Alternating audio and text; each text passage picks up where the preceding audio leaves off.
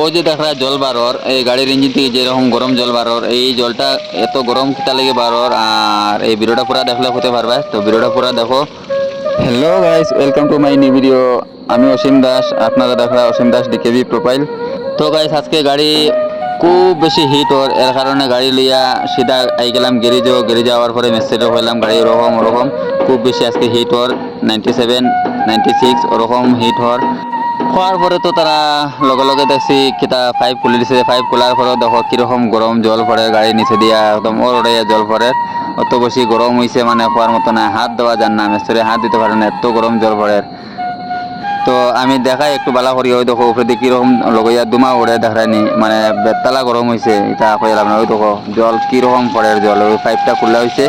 আর দেখো ইঞ্জিন থেকে কীরকম জল বার হয়, কত জল থাকে গাড়ি ইঞ্জিনের ভিতরে দেখায়। জল না হইলেও কিন্তু গাড়ি চলে না, জল লাগেও লাগে। আর গাড়ি ইঞ্জিন হিট হয়ে গেলে, বেশি যদি হিট হয় তো ইঞ্জিন সিজ মারার ডর থাকে। এর কারণে লগে লগে আমি গাড়ি লইয়া গেছি গ্যারেজও। আওয়ার পরে মিস্ত্রি বালার করিয়া দেখরা দেখ কুলিয়া উলিয়া কিটা জিনিস বদলাইতে লাগে। তো তারা এটা দেখবো, দেখার পরে ইয়ে করবো, বদলাইয়া দিব কইছে। তো এরপরে তারা পাইপ টাইপ খুলিয়া বেমার পাইছে, এটা ঠিক করবো কইছে। আর এর ভিতরে কেটা হয়েছে, আমার ডিউটির টাইমও শেষ হয়ে গেছে।